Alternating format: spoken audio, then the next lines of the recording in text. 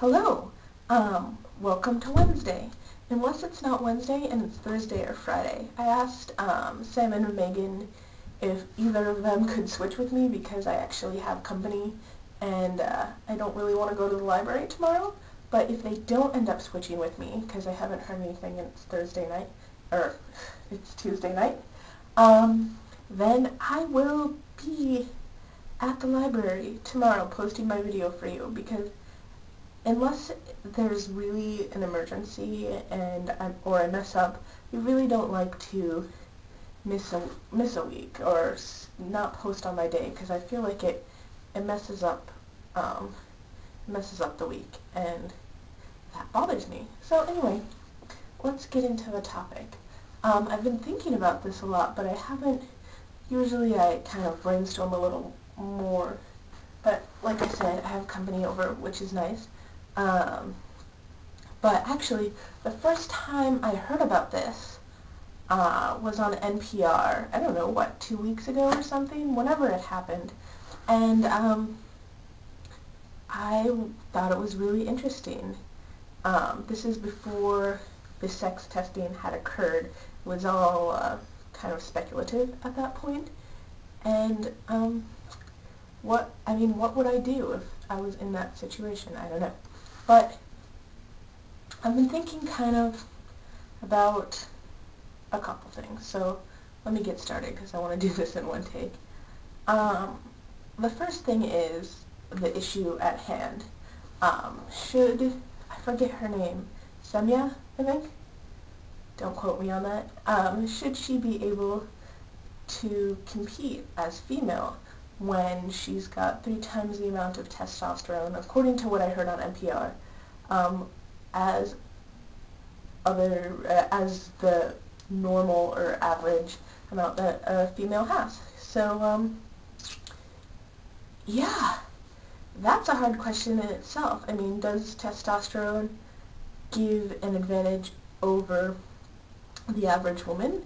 Yeah, it definitely does. I mean, just looking at the difference between my brother and I, who get similar amounts of physical activity, just the fact that he has testosterone and I don't, well, that's not really fair because there's probably a lot of things that play into it, but, I mean, he's just strong because he is.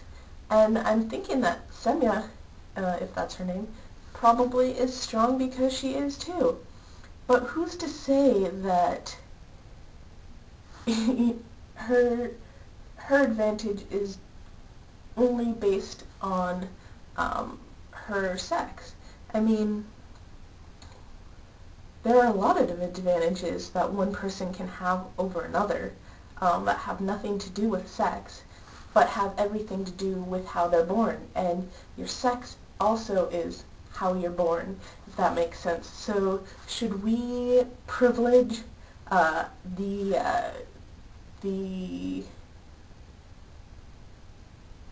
benefits of sex characteristics over the benefits of quick wit or the benefits of being able to think logically, or I don't know, the benefit of being someone who is naturally thin and therefore can run faster? I don't know. I mean, that's one way to think about it, is that, I mean, we're putting a lot of emphasis on sex here, and I don't know if that's right or wrong. But then I tried to think about how we could change that, and I mean, the sports system, not only in the U.S., but that's what I know most about, is very gendered. I mean, in professional and as well as school sports, almost every team has both a male and a female team. There's never a co-ed team, except maybe there's exceptions, but for the most part, that's how it is. I know in my high school there was a rule that the school had to provide both a male and a female team, or else women could play on a men's team. So I know there were girls on the football team, a girl, I should say. But for the most part,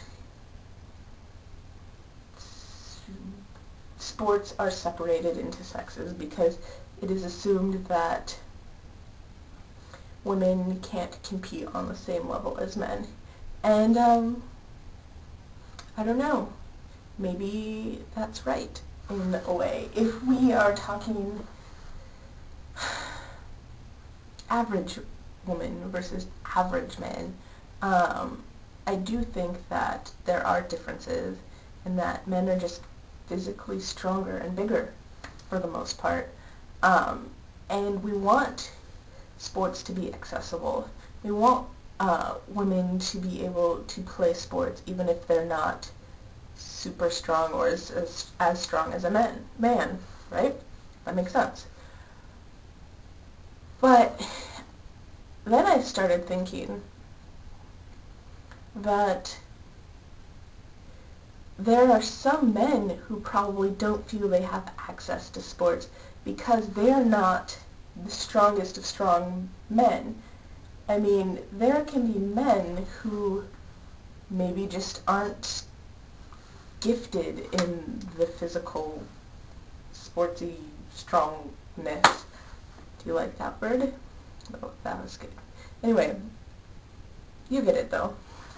I mean, maybe one man is weaker than another man by a lot, and so he can't play because he just wouldn't make the team. Is that fair? I mean, basically what I'm saying is that ideally, I think that there could be teams based upon some sort of criteria as opposed to sex. Maybe weight, muscle mass, strength, speed, I don't know. See, that's just complicated. And sex and gender are complicated too, but as a society we don't treat it as something that's complicated, and it's just easier to pick the best of the men and the best of the women and say, you can play. Everybody else can go kind of play, but not professionally. Although I guess that makes sense. We kind of pick the best of everything and say, you can do this professionally. I don't know. And then there's always, for fun, you can join a co-ed team for fun. So I think I've kind of come up with more questions than answers. I don't know. In the specific case of Sonia, if that's her name, I think that they should have tested for sex before they let her race. And it's really unfortunate that this controversy has come up. I don't think that there's an easy answer. But I did hear on NPR that her testosterone levels have been deemed appropriate for a woman. Like, a woman can have that level of testosterone. So I think they're going to let her keep it. I could be wrong about that. Yeah. Did any of this make sense, guys? I'm in my bathroom, by the way. This is my shower curtain. Because I wanted semi-privacy when I film my videos so I don't feel totally weird. I don't know. I hope you guys are having a great Wednesday or Thursday or Friday, depending on what day it is.